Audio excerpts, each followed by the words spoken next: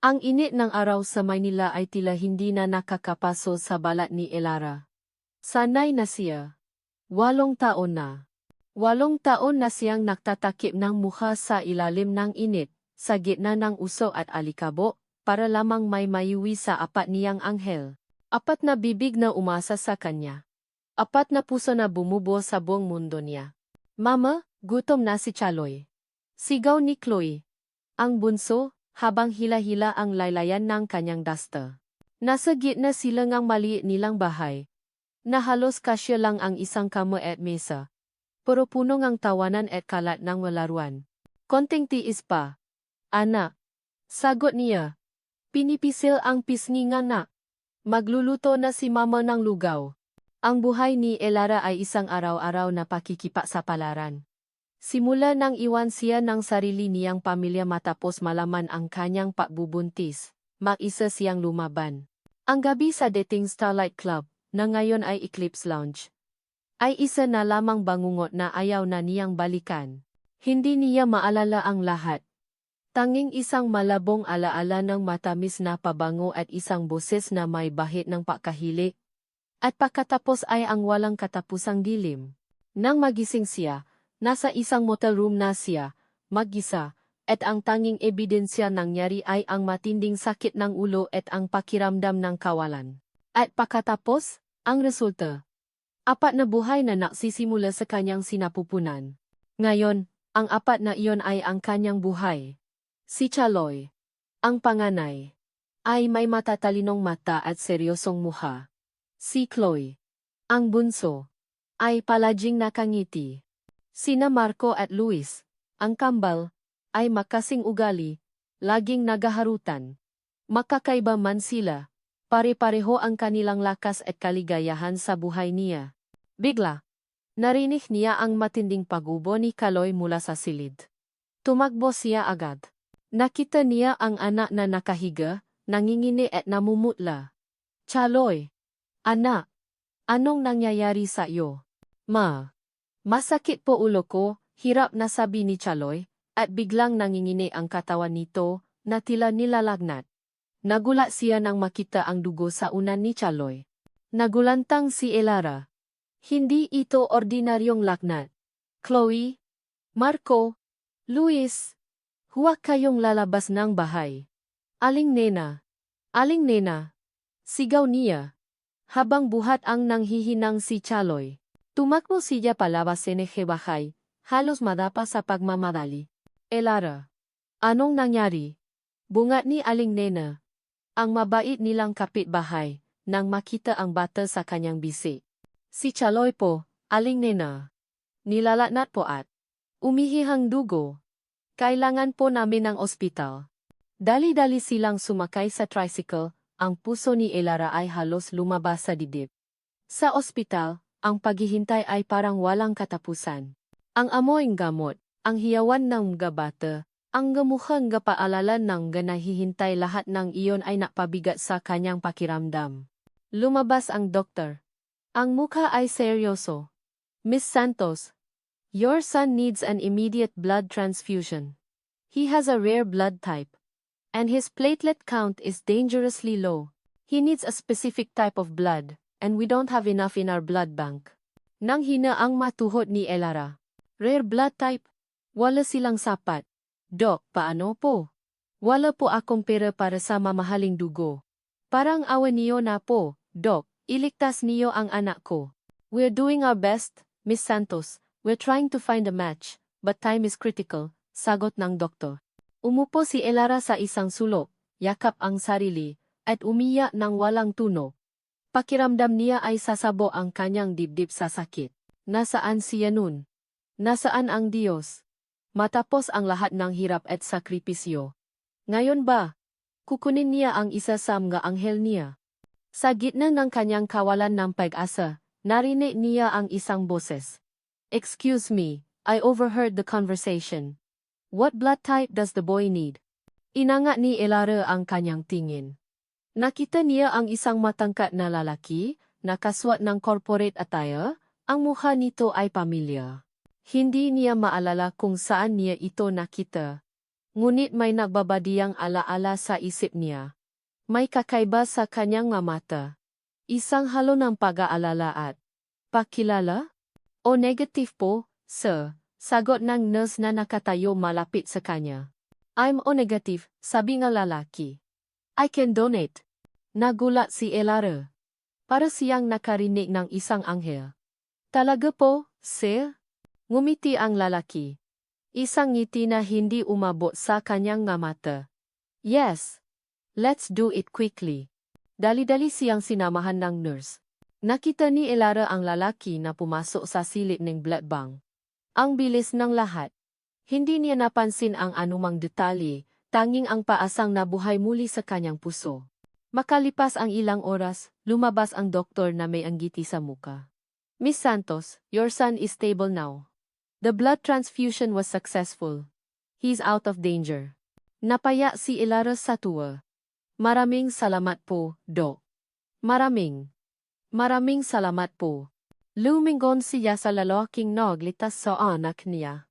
Nakita niya itong papalabas niyang blood bank, medyo namumutla ngunit may kakaibang kapayapaan sa mukha. Sir, maraming salamat po. Hindi ko po alam kung paano ko po kayo pasasalamatan. Lumingon ang lalaki sa kanya, at sa pagkakataong iyon, malinaw niyang nakita ang kanyang muha. Ang kanyang mata, ang kanyang ilong, ang kanyang galabi. Ang pakilala ay bumalik ng buo, tulad ng isang sapo sa tiyan. Ito ang lalaking nasa Eclipse Lounge. Ito ang lalaki sa bangungot niya. Biglang, may nahulog mula sa bulsa ng lalaki. Isang kislap ng pila. Ito ay isang huy mangset na may logo ng isang kumpanya, isang estilong na may pakpak. Nakita na niya ito dati. Sa isang magasin. Isa itong Glogong Galonso Group, isa sa pinakamalaking korporasyon sa bansa. Inangat ng lalaki ang kanyang tingin, ang kanyang mamata ay nakatitik ng diretso kay Elara, puno ang tanong. Nakita niya ang huy mangset sa sahig, at bumaba ang tingin niya sa kamay ni Elara na ngayon ay nanginginig sa pagitan ng pagkuha nito. Ang hangin sa pagitan nila ay tila nagbago, naging mas mabigat.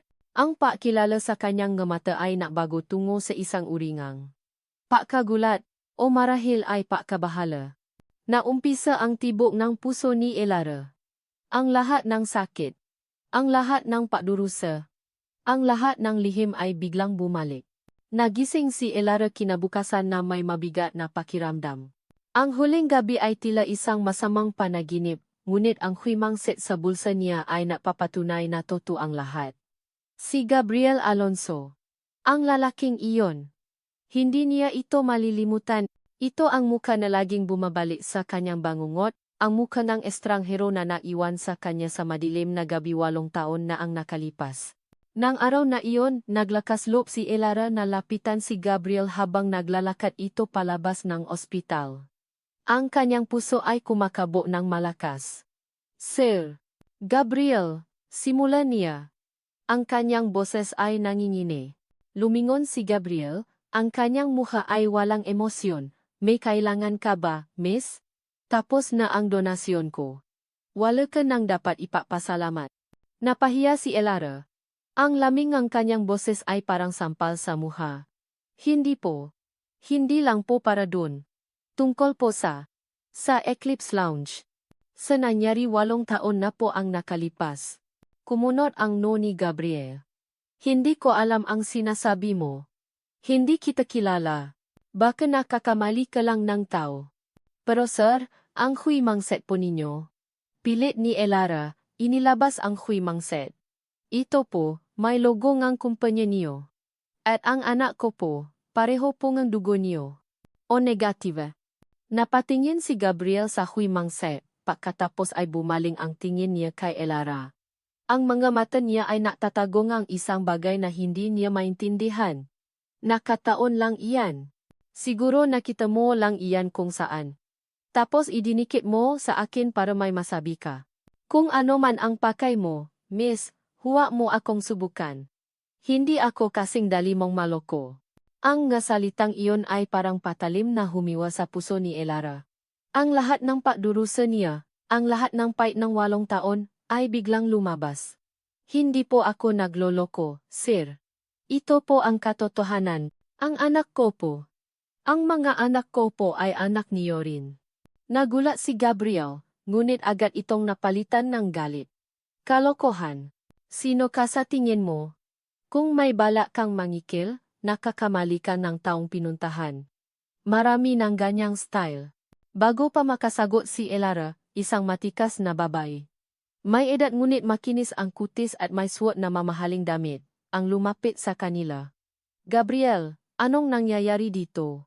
Tanong nito. Ang tinik ay puno ng autoridad. Siya si Isabel Alonso. Ang ina ni Gabriel. Nakita ni Isabel si Elara at ang kanyang mga mata ay nanliit. Tiningnan niya si Elara mula ulo hanggang paa na parang isang basahan. Sino ka? At bakit mo ginugulo ang anak ko? Sabi ni Gabriel. Wala lang po ito. May nakamali lang po ang tao. Nakamali? Isabel laughed, a cold, mocking sound. Sa itsura pa lang ang babaeng ito, halata na. Isa ka sigurong oportunista na nanggugulo sa mamay kaya, tama ba? Napakuyom ang kamao ni Elara. Ang panghihiya ay kumalat sa kanyang buong katawan. Hindi po ako oportunista. May karapatan po ako. Karapatan. Isabel cut her off, her voice rising.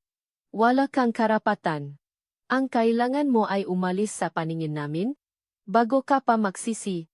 Nagulantang si Elara sa pagdating ng isa pang lalaki. Matangkat, may edad, at may matatalim na mata. Si Don Ricardo Alonso, ang amo ni Gabriel. Ang kanyang presensya ay tila napalamig sa hangin. Anong kaguluhan ito, Gabriel? Tanong ni Don Ricardo, ang kanyang tingin ay nakapako kay Elara. Wala po. Dad. May babae lang po na nanghihingi ng kung ano, sagot ni Gabriel, ang kanyang tono ay walang ganang. Babay. Hindi ba halata na kung anong uri ng babae yan? Sabi ni Don Ricardo, ang kanyang boses ay puno ng pahamak. Para lang ang habol niyan.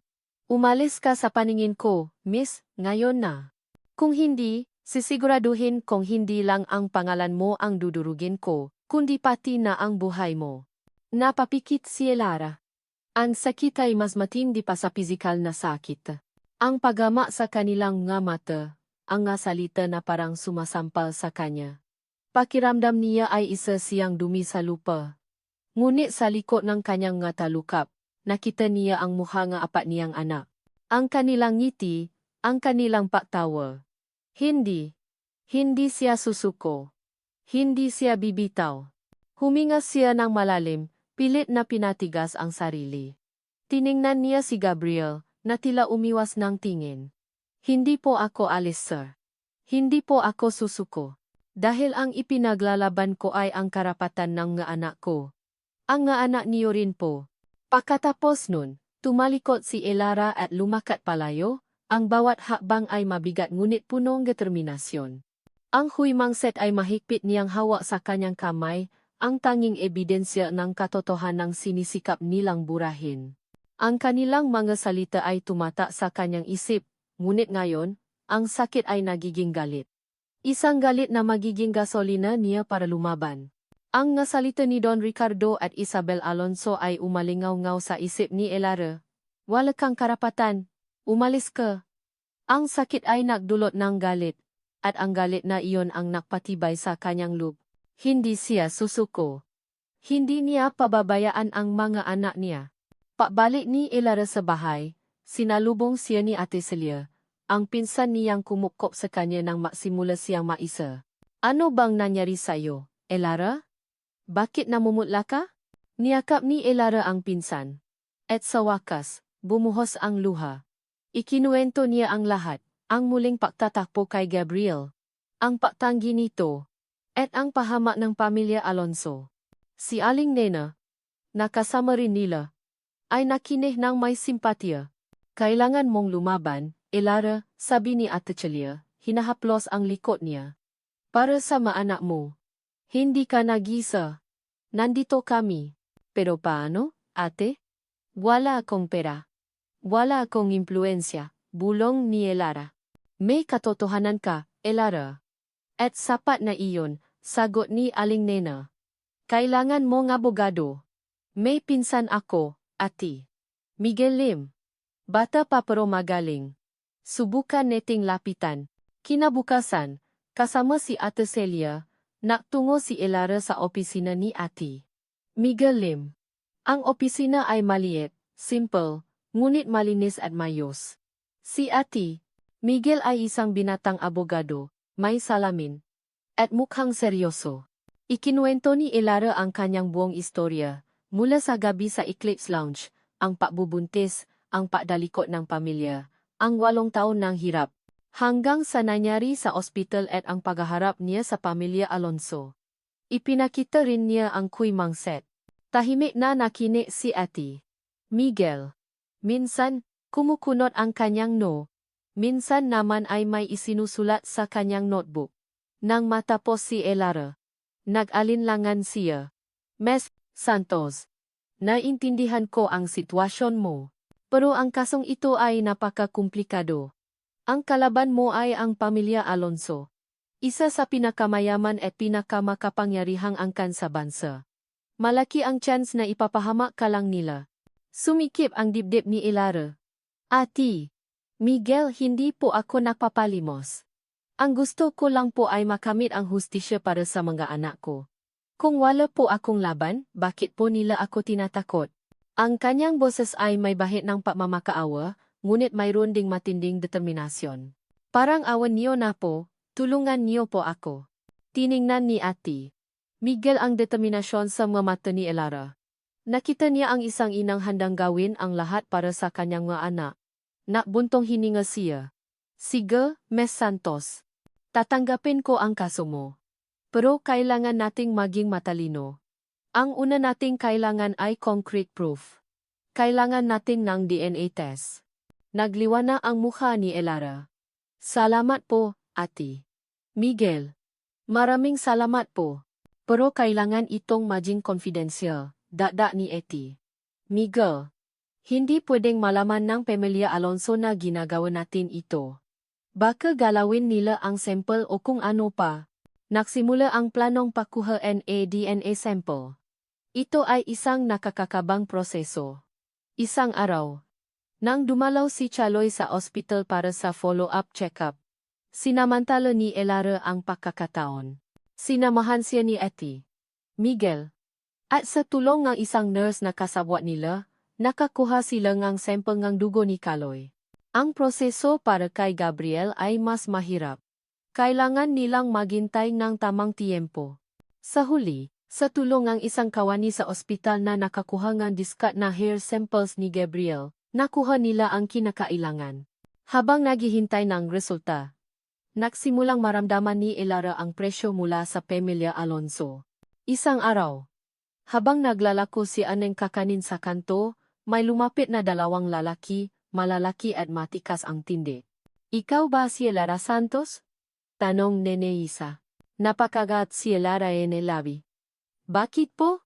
Pinapasabi ni Don Richardo Alonso na tigilan mo na ang pagulo sa anak niya. Kung hindi, hindi lang iyan ang mawawala sayo.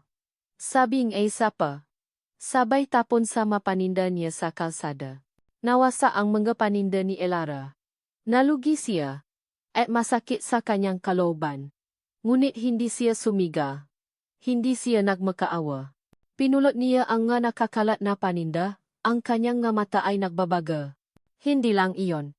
Ang kanyang trabaho bilang part-time cleaner sa isang restaurant ay biglang natanggal. Walang malinaw na dahilan. Nakaramdam siya ang pagkabigo, ngunit hindi niya ipinakita. Ang nga bata ay unti-unti ring nakakaramdam ng pagbabago. Minsan, may mataong nagtatanong sa kanila, nasaan ang papa niyo? O bakit wala kayong papa? Ang matanong na iyon ay sumasakit sa puso ni Elara. Gabi-gabi, bago matulog, nilalabas ni Elara ang huimang set. Sinisilip ang logo ng Alonso Group. Ito ang kanyang lakas. Ito ang kanyang laban. Kung susuko siya, ano na lang ang mangyayari sa mga anak niya? Isang hapon, habang naglilinis siya ing bahay, tumuno ang kanyang lumang cellphone. Si ati. Miguel Lim. Agad niyang sinagot, Ang puso ay kumakabo ng malakas. Miss Santos, sabi ni Etty. Miguel. Ang kanyang boses ay seryoso, may balita ako tungkol sa DNA test. Nasa akin na ang resulta.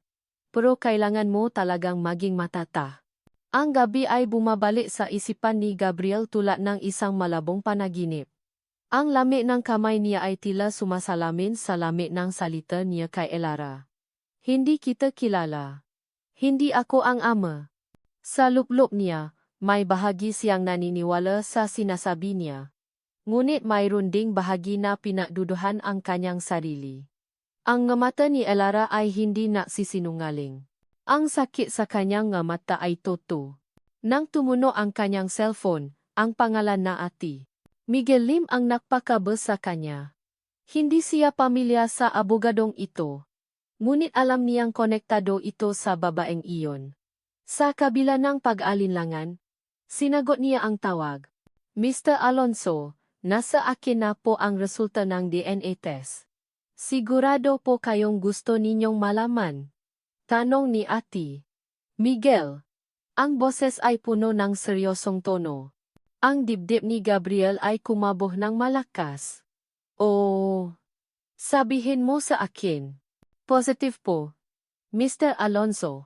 Ang probability ng parentage ay 99.9%. Kayo po ang biological father ng anak ni Miss Elara Santos.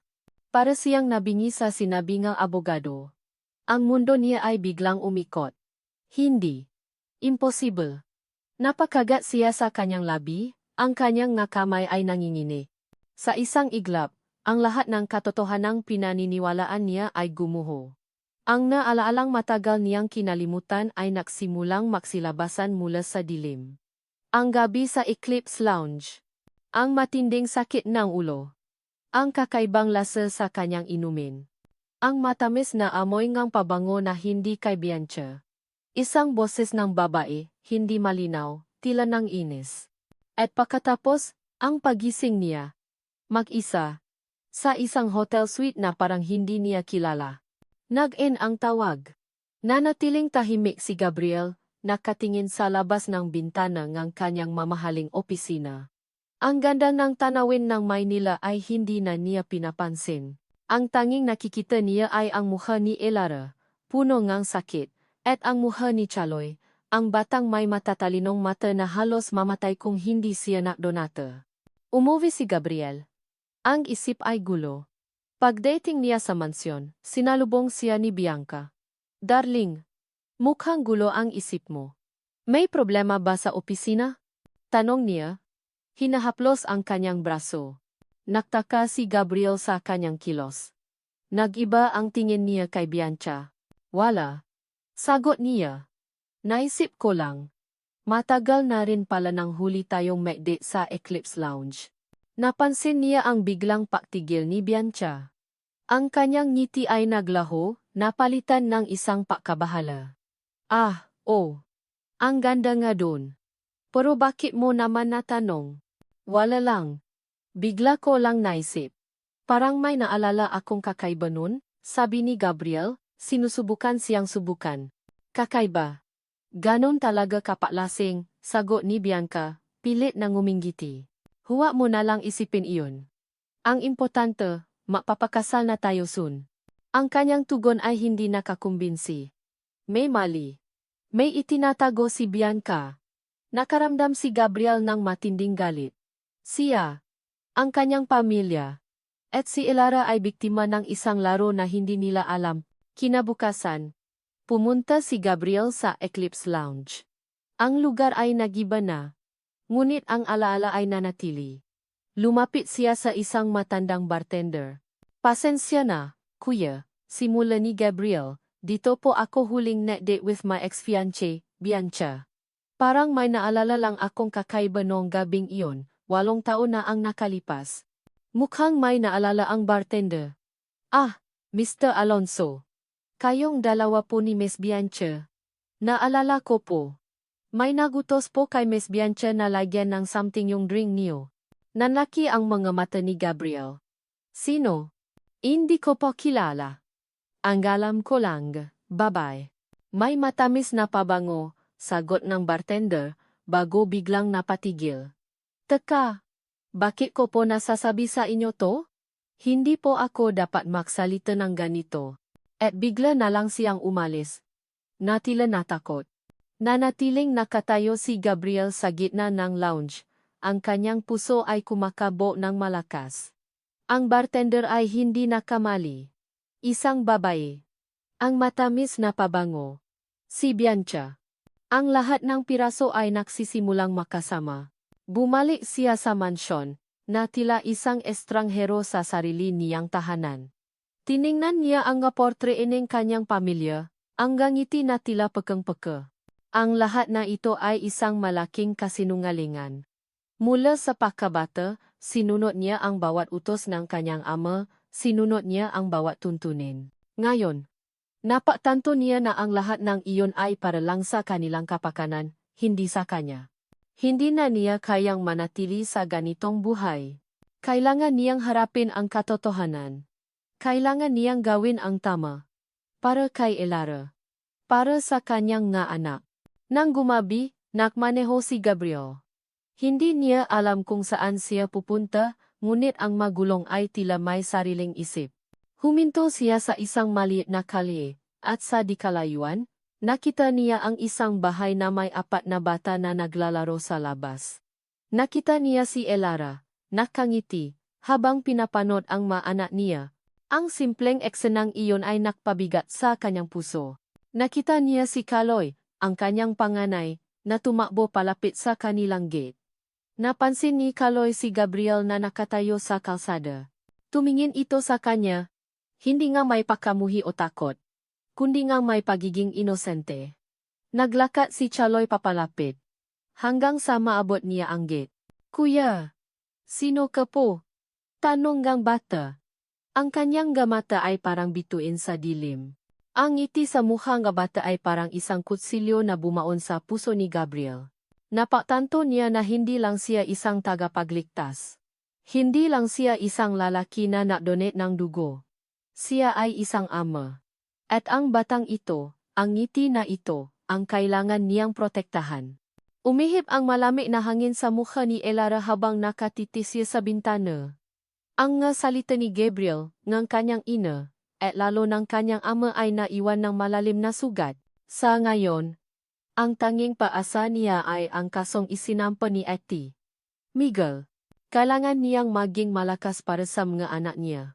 Elara, may bisita ka, sabi ni Aling Nena, ang boses ay nag-aalangan. Lumingon si Elara. Nakita niya si Gabriel Alonso na nakatayo sa harap ng kanilang gate. Nakasuot siya ng simpleng shirt, hindi na ang mamahaling corporate attire. Mukha siyang pagod at may bahid ng pag-aalala. Hindi siya kumilos. Sabihin mo, wala ako. Bulong niya. Hindi. Elara. Tignan mo ang mamata niya. Sabi ni Aling Nena. Hindi iyan ang mamata ng lalaking mapagmatas. Parang may gusto siyang sabihin sa iyo. Lumabas si Elara, ngunit nanatili siya sa gate. Ang pagitan nila ay tila napakalayo. Anong ginagawa mo rito, Mr. Alonso? Tanong niya. Ang kanyang boses ay malamig. Wala na tayong dapat pag-usapan. Mayroon, Elara, sabi ni Gabriel, ang kanyang boses ay malumanay. Nakita ko ang resulta ng DNA test. Positive ako. Ako ang ama ng nga anak mo. Napatigil si Elara. Alam niya, pero marinig ito mula sa kanya ay iba pa rin. At ano ngayon? Pagkatapos ng 8 taon. Pagkatapos ng lahat ng panalain ng pamilya mo, ngayon sasabihin mo sa akin yan. Alam ko. At wala akong may papangako na magagawa ko para mabura ang lahat ng sakit na dinanas mo, sagot ni Gabriel. Lumapit siya ng kaunti. Humihingi ako ng tawad. Walang araw na hindi ako nagsisisi sa aking ginawa. Tiningnan siya ni Elara. Ang kanyang mamata ay nakataglay ng isang bagay na hindi pa niya nakikita nun since napagsisisi. Pumasok ka. Huwag tayong patinginan ng tao, sabi ni Elara. Binuksan niya ang gate. Umupo sila sa maliit na upuan sa sala, na tilamgay estranghero. Hindi ko matandaan ang buong gabi sa Eclipse Lounge. Simula ni Gabriel, pero may mga bahagi na bumabalik. Hindi ko rin alam kung bakit ako biglang pumaya sa isang arranged marriage kay Bianca.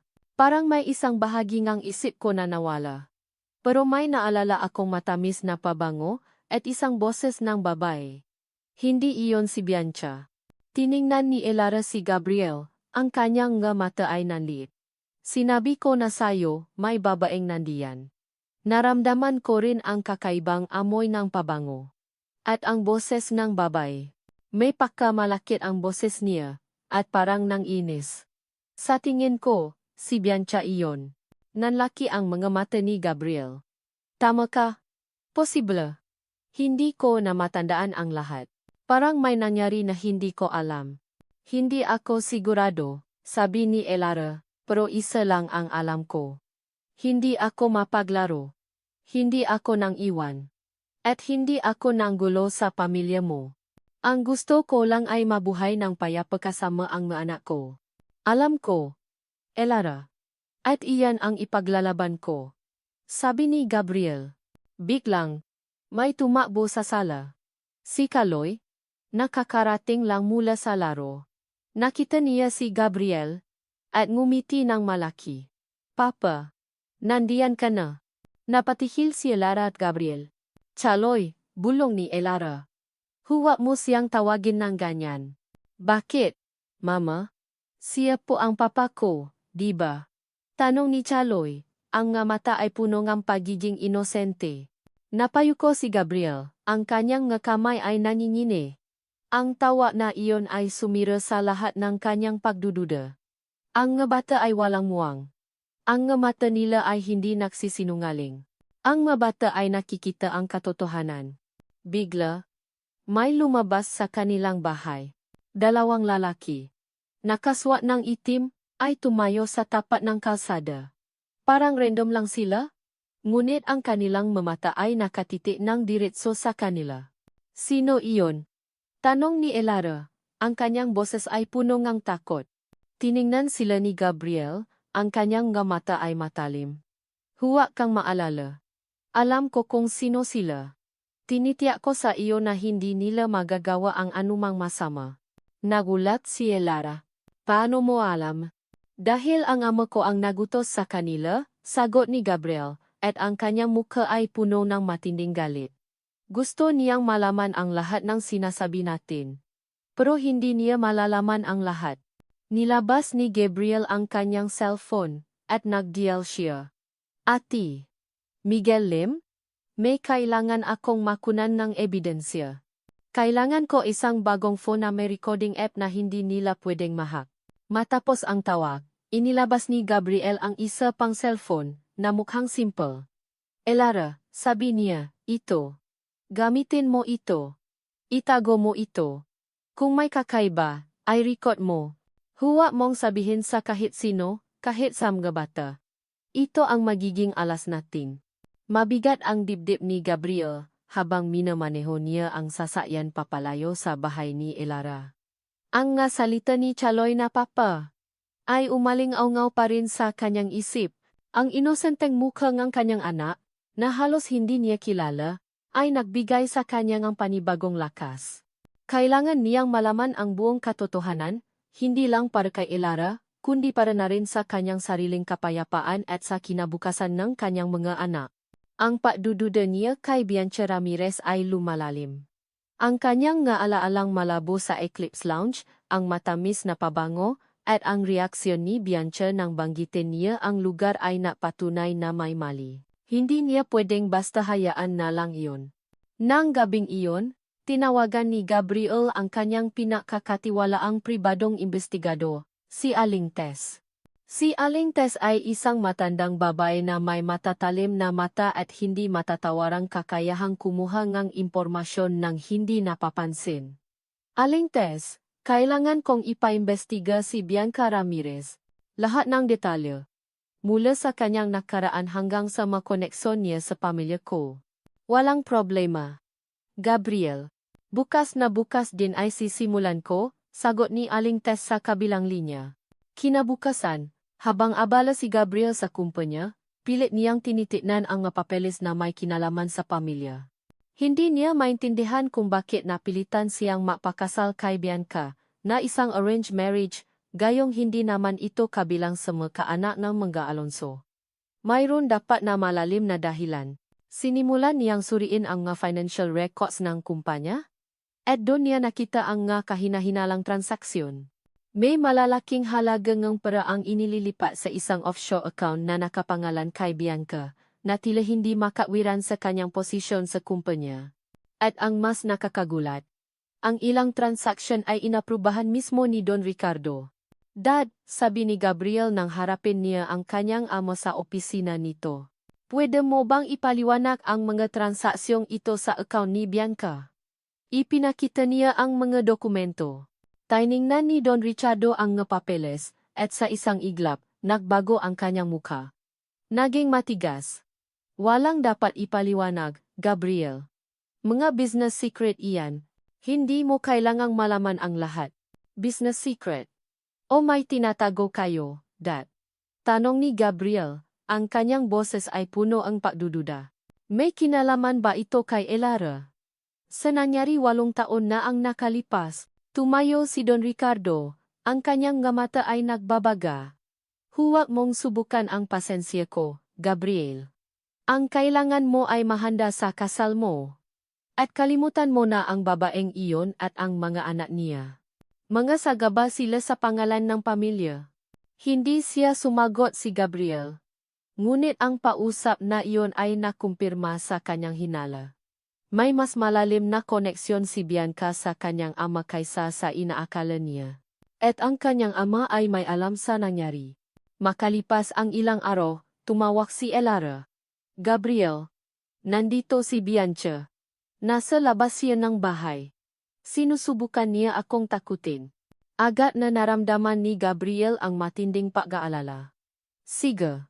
Panatilihin mong nakabukas ang recording, dadating ako kaagad. Pagdating ni Gabriel, nakita niya si Bianca na nakatayo sa harap ng gate ni Elara, nakatingin ng may pagama. Akala mo ba, babay, matatakasan mo ang lahat? Hindi. Sisiguraduhin kong mawawala sa iyo ang lahat. Wala kang alam sa ginawa ko. Anong ginawa mo? Tanong ni Elara, ang kanyang boses ay mahinahon, habang hawa ang cellphone na bigay ni Gabriel. Marami. Akala mo ba? Nakataon lang ang lahat. Ako ang nakplano ng lahat. Ang paghahanap sa iyo sa Starlight Club. Ang paglalagay ng gamot sa inumin ni Gabriel. Ang paglipat sa iyo sa motel. Lahat iyon, plano ko. Para masira siya. At masisira ko rin ang buhay mo. Tumawa si Bianca, ang kanyang tawa ay may bahid ng pakabali. Hindi lang ako isang fiancé, Elara. Ako ang anak ni Don Ricardo. At lahat ng kumpanya, lahat ng yaman, ay akin din.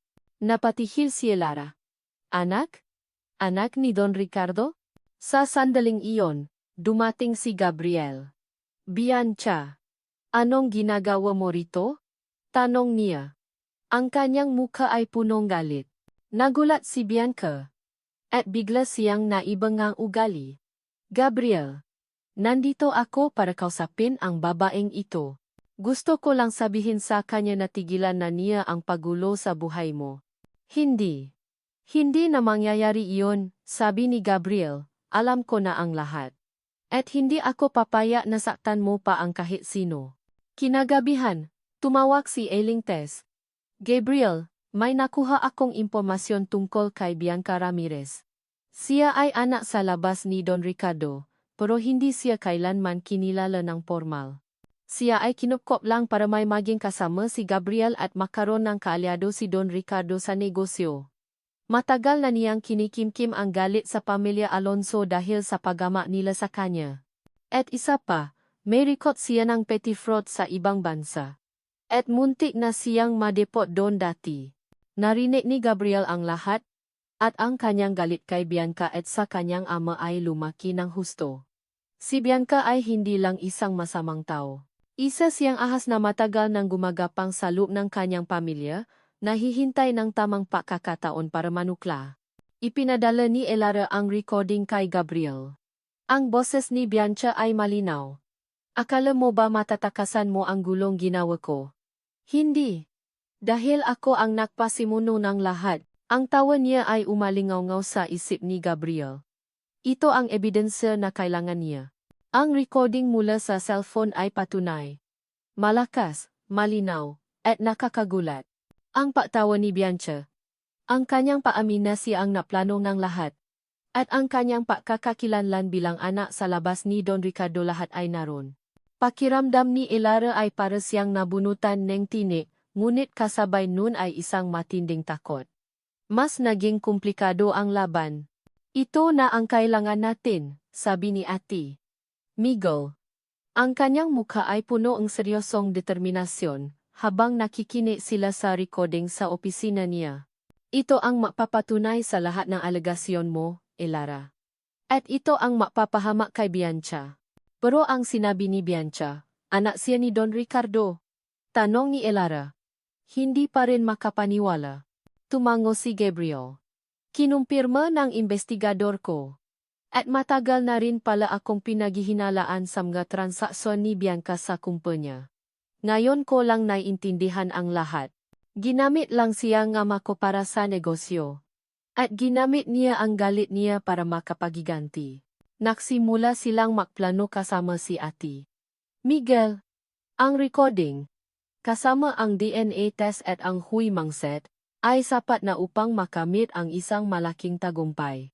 Ang kaso ay umusad ng mabilis at nakatakdang dinggin sa korte. Ngunit ang pamilya Alonso ay hindi madaling sumuko. Isang umaga, habang nasa trabaho si Elara sa isang maliit na kainan, may dumating na opisyal. Miss Elara Santos, may reklamo po kaming natanggap na nagbebenta kayong droga sa loob na restaurant. Nanlaki ang mamata ni Elara. Ano po? Hindi po totoo yan. May witness po kami, sabi ngang opisyal, habang ipinapakita ang isang maliit na pakete ng hinihinalang droga na nakita sa ilalim ng kanyang pinagtatrabahuhan. Agad siyang inaresto. Pakiramdam ni Elara ay gumuho ang kanyang mundo. Isang setup. Malinaw na setup. Walang ibang may gustong gumawa nito kundi ang pamilya Alonso. Kaagad na tinawagan ni Elara si Gabriel gamit ang bagong cellphone na bigay nito. Gabriel, kinuha nila ako. Dinamihan nila ang magulo sa akin. Agad na dumating si Gabriel at Ate Miguel. Dahil sa bilis ng kanilang paggalaw at sa tulong ng isang pulis na kakilala ni Gabriel na nakataong nandun, agad na napatunayan na isa itong gawa-gawang kaso. Ang witness ay isang bayaran. At ang droga ay plantado. Pero hindi pa rito natapos ang pagpapahirap. Kinabukasan, habang naghahanda si Elara para sa isang pagdinig sa korte, tumawa ang ospital. Miss Santos, si Kaloy po, bigla po siyang na-complain ng matinding sakit. Kailangan po niyang bumalik dito. Agad na bumalik sa kanya ang lahat ng takot. Ang kanyang puso ay halos hindi makahinga. Dali-dali siyang pumunta sa ospital, kasama ang mga kapitbahay na nagbantay sa tatlo pa niyang anak. Pagdating niya, nakita niya si Kaloy na nakahiga sa kama, namumutla at may hiyawan sa sakit. Mama, masakit po tiyan ko. Masakit po ulo ko. Nanginginig ang makamay ni Elara habang hinahaplos ang nungang anak. Anak ko, anong nangyayari sa'yo? Lumabas ang doktor na dati nilang kausap. Ngunit sa pagkakataong ito, mukha siyang nag-alangan. Miss Santos, bumaba na naman ang platelet count ni Kaloy. Kailangan na naman namin ng dugo, at mas malala ngayon. May problema rin sa atay niya. Atay? Nagulantang si Elara. Ano po ang ibig sabihin niyo, Dok? Hindi ba maayos na siya? May posibleng komplikasyon ito, Miss Santos. Kailangan nating makahanap ng compatible na donor para sa kanyang atay. Mahirap makahanap ng ganito. Napaya si Elara. Ito ang kanyang pinakamalaking takot. Sa kalagitnaan ng laban niya para sa katarungan, ang buhay ng anak niya naman ang nakataya. Parang isang sipa sa kanyang tiyan. Ang lahat ng hirap, ang lahat ng laban, ay parang walang kabuluhan kung mawawala ang kanyang anak. Dumating si Bianca. Nakangiti siya, isang jiting puno na paginis. Mukhang hindi ka pa rin sinusukuan ng tadana, Elara. Sa tingin mo, mananalo ka sa kaso kung ang anak mo mismo ay nasa bingit ng kamatayan? Hindi ka ba napapagod? Talikuran mo na lang sila. At may giging madali ang lahat. Wala kang karapatan. Sigaw ni Elara, gustong-gusto niyang sampalin si Bianca. Oh, I have every right, ngumiti si Bianca. Dahil ang lahat ng ito ay bahagi ng aking plano. Plano kong sirain ang lahat ng konektado kay Gabriel. At ngayon, kasama na ang anak mo. Dumating si Gabriel, ang kanyang mukha ay seryoso. Nakita niya ang eksena, at ang kanyang nga mata ay nanliit sa galit. Nakita niya ang hirap na dinaranas ni Chaloy, at ang sakit sa mukha ni Elara. Bianca, umalis ka rito. Sigaw ni Gabriel. Bakit? Gabriel, masakit ba makita ang anak mo na nahihirapan? Nang asa na tanong ni Bianca. Hindi mo ba naisip na baka ito ang bayad sa lahat ng kasalanan mo? Napakuyom ang kamao ni Gabriel. Ang kanyang nga mata ay nagbabaga. Hindi ko hahayaan na saktan mo pa sila. Bianca, wala kang karapatan. Ngunit sa kabilang ng lahat ng galit at tapang, may isang bagay na napatigil kay Gabriel. Ang mahihinang tinik ni Chaloy, ang pahinga niyang hirap. Naalala siya. Hindi niya alam kung ano ang gagawin. Ang kanyang anak. Ang kanyang pamilya. Hindi niya kayang mawala ang mga ito. Ang hiyawan ni Bianca sa ospital ay tulad ng isang sunog na napababa sa lahat ng kanyang pagdududa. Ang inosenteng hiyawan ni Chaloy sa sakit ay napatata sa kanyang loob.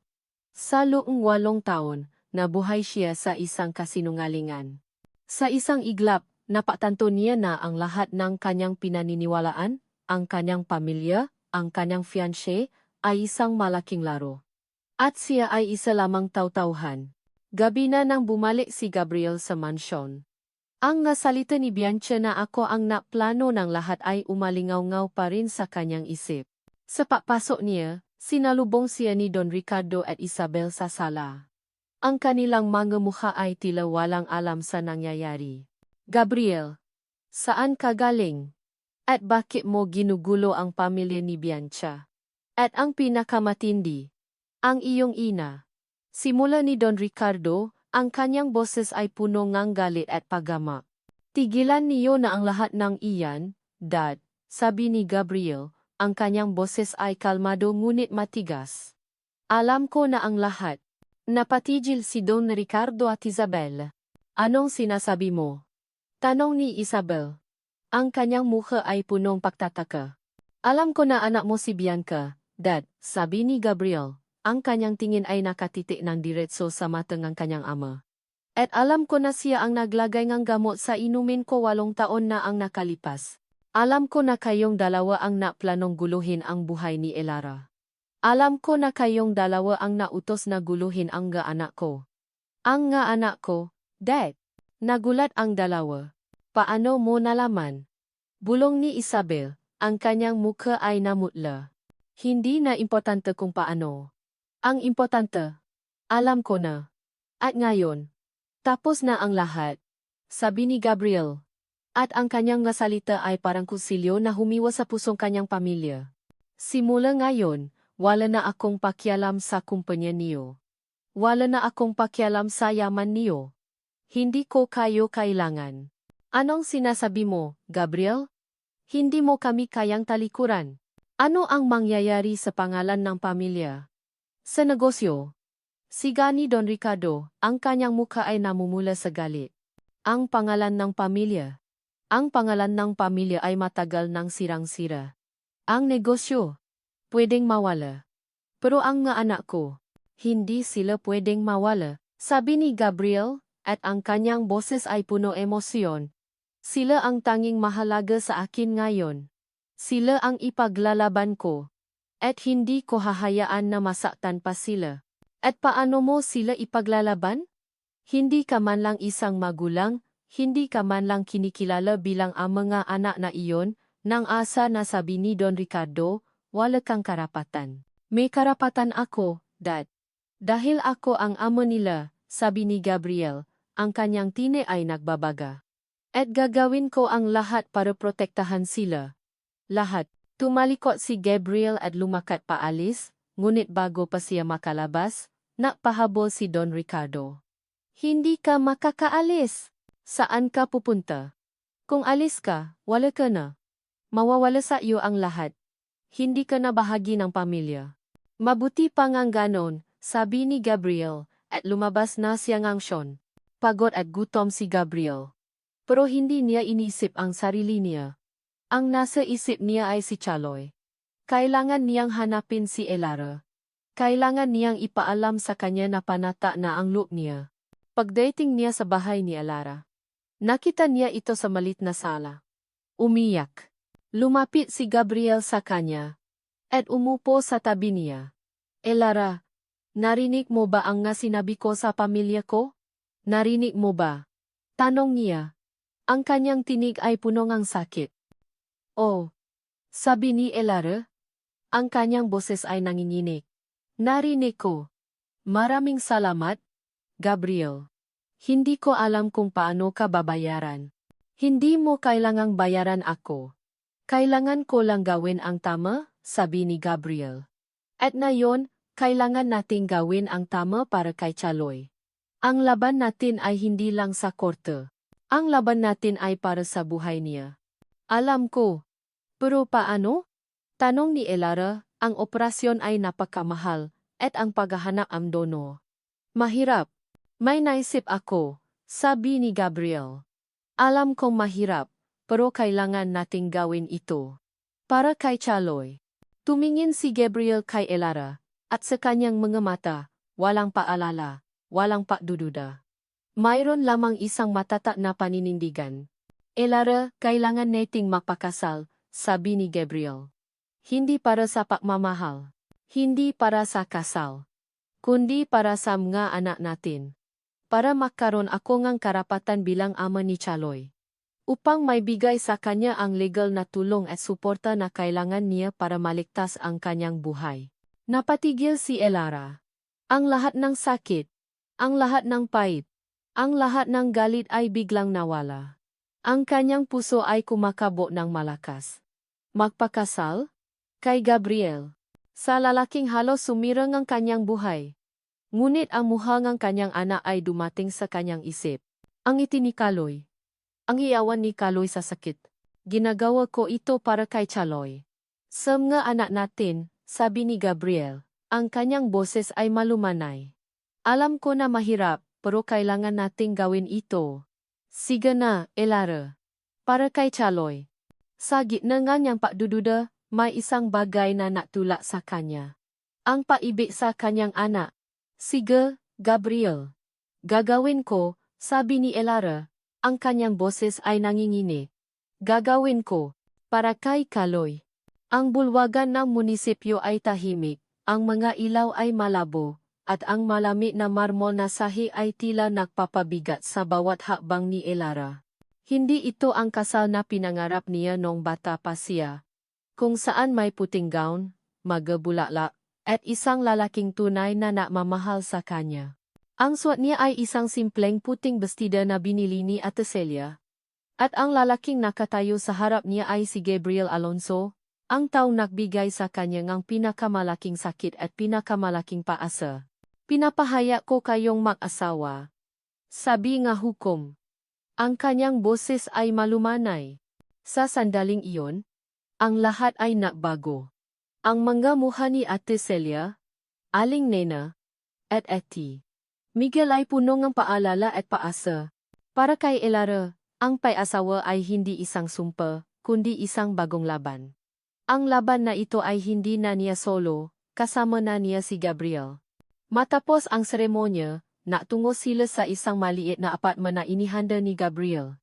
Maliit ito kung ihahambing sa mansyon nga Alonso, ngunit malinis at comfortable, malayo sa ingay at alikabok ng dating nilang tirahan. Mama! Wow! Ang ganda naman dito! Sigaw ni Chloe. Habang tumatakbo sa loob ng apartment. Sumunod ang kambal. Natuwang-tuwa sa bago nilang kwarto. Ngunit si Kaloy ay nanatiling tahimik. Nakahawa sa kamay ni Elara. Pagod pa rin siya mula sa pagdaan sa ospital. ngunit ang kanyang mga mata ay nagliliwanag sa paasa. Chaloy, sabi ni Gabriel, lumuhod sa harap niya. Huwag kang mag-alala. Magiging mayos ang lahat. Ngumiti si Chaloy, at sa sandaling iyon, nawala ang lahat ng takot ni Elara. Nakita niya ang isang ama, hindi isang estranghero. Ang unang araw ngang pagsasama ay awkward. Sanay si Elara na gawin ang lahat mag-isa, at ngayon, may isang taong nandiyan para tumulong. Nagluluto si Gabriel, naglilinis, at nag-aalaga sa mga bata. Hindi siya perpekto. Minsan ay sumasakit ang ulo niya sa ingay ng kambal. Minsan ay naliligaw siya sa paghahanap ng gatas ni Chloe. Ngunit ginagawa niya ang lahat ng may pagmamahal. Isang hapon, nakita ni Elara si Gabriel na nakaupo sa sahi kasama si Chloe. May hawak silang lapis at papel. Ano yan, Chloe? Tanong ni Gabriel. Nagda-drawing po ako, Papa, sagot ni Chloe. Family po natin. Nakita ni Elara ang drawing. Isang simple na drawing ng isang bahay. At sa loob ay may 4 na bata. Isang nanay. At isang tatay. Ang kanyang puso ay kumirot. Sa loob ng 8 taon. Ang mga bata ay naghihirap sa kanilang sitwasyon. Nagtatanong kung bakit wala silang ama. At ngayon, sa isang iglap, nakaroon sila. Ang galing mo namang mag-drawing, sabi ni Gabriel. Hinahaplos ang buhok ng anak niya.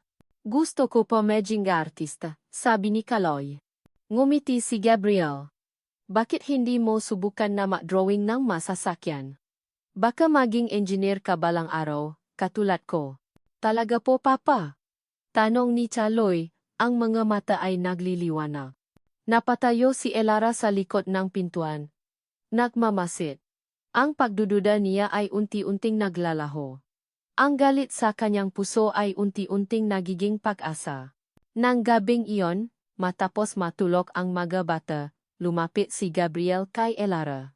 Elara, kailangan kong gawin ito. Sabi niya. Ang kanyang mukha ay seryoso. Ano? Tanong ni Elara. Kailangan kong kausapin ang ama ko. Ngayon, legal na tayong kasal. May karapatan na ako na ipaglaban ang mga anak ko, sabi ni Gabriel. At ngayon, hindi na siya ang haharapin ko, kundi ang isang ama na handang gawin ang lahat para sa mga anak niya. Kinabukasan, maaga pa lang ay umalis na si Gabriel. Natungo siya sa mansyon ng mga Alonso, hindi bilang isang anak na mag-ampon, kundi bilang isang ama na handang lumaban. Natungo siya sa opisinang dating kinatatayuan niya bilang sunod-sunuran. Paalis ni Gabriel, napaupo si Elara sa sahig. Ang kanyang mga kamay ay nangingini. Sa isang iglap, ang lahat ay nabago. Ang lalaking minsang sumira sa kanyang buhay ay ang lalaking ngayon ay nagliligtas sa kanya. Ang laban ay nagsisimula pa lamang, at hindi niya alam kung ano ang mangyayari. Ngunit may isang bagay na sigurado siya, may isang tao na siyang makakasama sa bawat hakbang. Ang huling gabi ng paghihintay ay parang walang katapusan. Si Elara ay hindi nakatulog, nakaupo lang sa tabi ng bintana, naghihintay sa balita mula kay Gabriel. Alam niyang ito ang araw ng pagdedesisyon, ang araw na mababago ang buhay nila. Ang kanyang puso ay kumakabo ng malakas sa bawat tunog ng sasakyan na dumaraan. Nang tumuno ang telepono, halos madapa siya sa pagtakbo. Si Ate, Miguel Lim. Elara, nandito na ako sa ospital. Puntahan mo na kami. May magandang balita ako, sabi ni Ate. Miguel, ang kanyang boses ay punong kagalakan. Agad na tumayo si Elara, nagbihis, at nagmadali papunta sa ospital. Sa kanyang pagdating, nakita niya si Gabriel na nakatayo sa labas ng silid ni Chloe, may malaking ngiti sa kanyang mukha. Kasama niya si Ate. Miguel. Gabriel. Anong nangyari? Tanong ni Elara. Ang kanyang boses ay nangingini. Napanalo natin ang kaso. Elara. Sabi ni Gabriel, niyakap siya ng mahigpit. Tayong dalawa ang magulang, at ang desisyon ng korte ay pabor sa atin. May karapatan na tayo sa mga anak natin. At si Chloe, lumingon siya kay Chloe, na ngayon ay mas mayos na ang pakiramdam, nakangiti sa kanila mula sa kanyang kama. May nahanap na tayong dono para kay Kaloy. Isa itong himala. Isang perpektong match. Napaya si Elara sa tuwa. Ang lahat ng hirap, ang lahat ng sakit ay biglang naglaho. Niyakap niya si Gabriel ng mahigpit. Halos hindi makahinga. Maraming salamat, Gabriel. Maraming salamat. Sa kabilang banda, dumating ang balita tungkol sa pamilya Alonso. Si Bianca Ramirez ay inaresto matapos mapatunayang sangkot siya sa pandaraya, panginikil, at pagpaplano ng krimen. Ang kanyang pag-amin sa recording ay naging sapat na ebidensya. Samantala, si Don Ricardo Alonso ay nawalan ng malaking bahagi ng kanyang negosyo at impluensya matapos lumabas ang ebidensya ng kanyang pagtatago ng katotohanan at iligal na transaksyon. Si Isabel Alonso ay nanatili sa kanilang mansyon, ngunit ang dating ningning ng kanilang pamilya ay tuluyan ng naglaho. Nagsimula ang bagong buhay para kay Elara at Gabriel. Matagumpay ang operasyon ni Kaloy. Ang proseso ng pagaling ay mahaba, ngunit si Chaloy ay malakas at determinadong bumalik sa dati. Si Gabriel ay naging isang aktibong ama, laging nandiyan para sa kanyang nga anak. Nagising siya sa umaga. Naghahanda na almusal. Naghahatid sa mga bata sa eskwela. At naglalaro sa kanila pag-uwi. Sa gabi, pagkatapos matulog ng mga bata, mag-usap sila ni Elara. Magbabahagi sila ng magkwento tungkol sa mga bata, ng kanilang mapangarap, at ng kanilang magtakot. Unti-unti, ang pada sa pagitan nila ay nagigiba. Ang pagkakasama nila ay hindi na lang dahil sa pangangailangan, kundi dahil sa pagmamahal. Isang gabi, habang nakaupo sila sa balkonahe, tahimik silang nakmamasid sa mga bituin. Salamat, Gabriel, bulong ni Elara. Kung wala ka, hindi ko alam kung ano na ang nangyari sa amin. Hinawakan ni Gabriel ang kamay ni Elara. Hindi. Elara. Salamat sa iyo. Dahil sa iyo, natakpuan ko ang pamilya ko. Natakpuan ko ang sarili ko. Natuto akong magmahal ng tunay. Tiningnan siya ni Elara. Ang kanyang nga mata ay naliliwanag sa paasa at pagmamahal. Akala ko dati, hindi na ako magmamahal ulit, sabi niya. Akala ko, ang lahat ng pagmamahal ko ay para lang sa mga anak ko. Ngumiti si Gabriel, isang ngiting puno ng pag-asa. Elara, binigyan mo ako ng pamilya. Ngayon, gusto kong ibigay ko sa iyo ang lahat ng pagmamahal ko. Pakakasalan mo ba ako? Nagulat si Elara. Ito ang kasal na pinangarap niya. Hindi ang arranged marriage para sa kapakanan ng nga anak. Ito ay ang kasal na galing sa puso.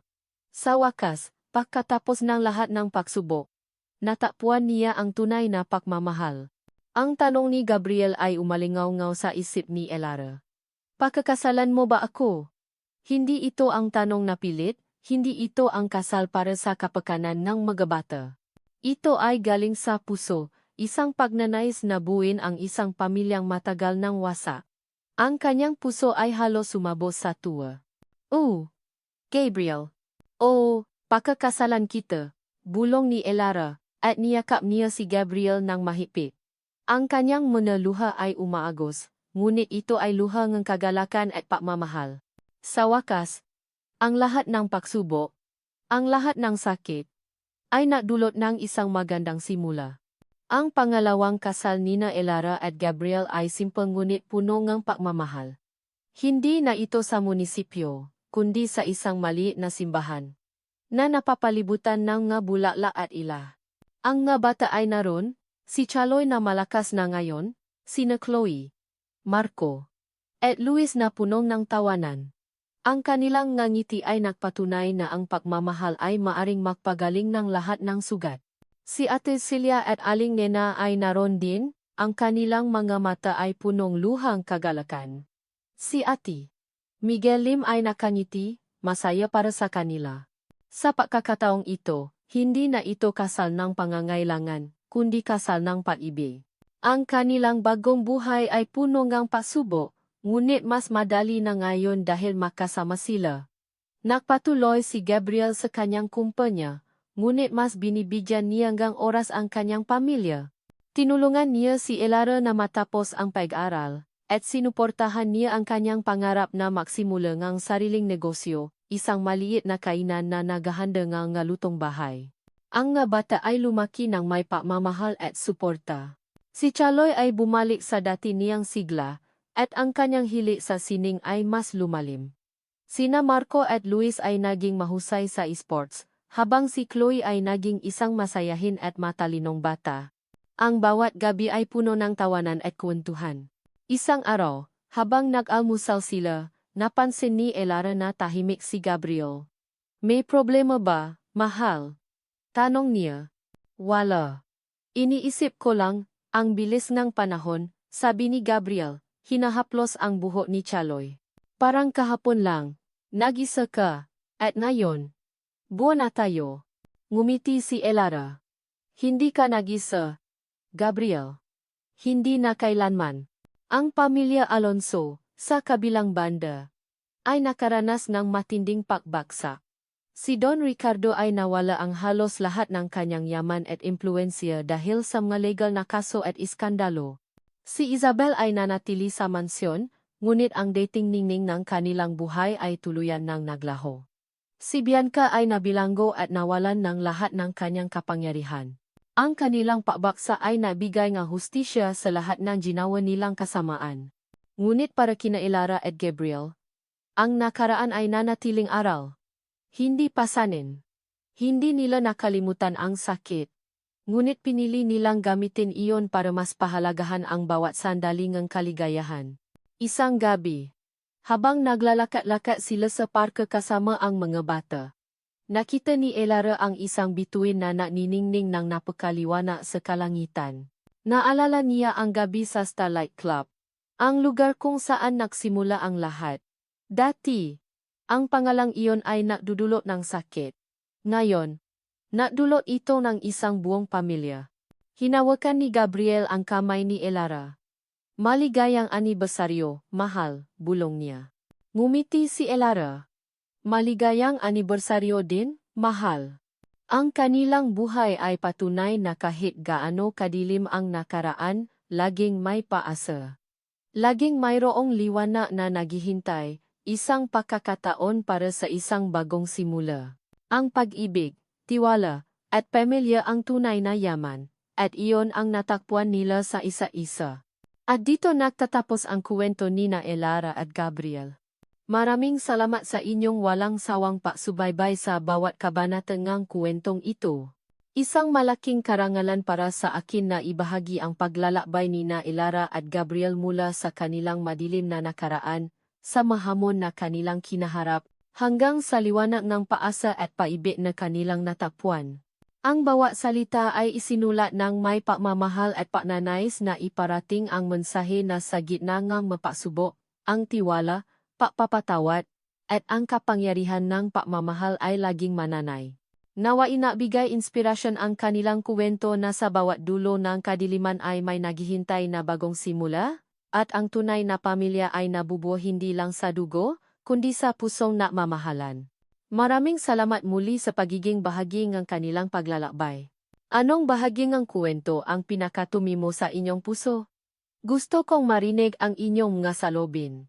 Pusong muling umibig.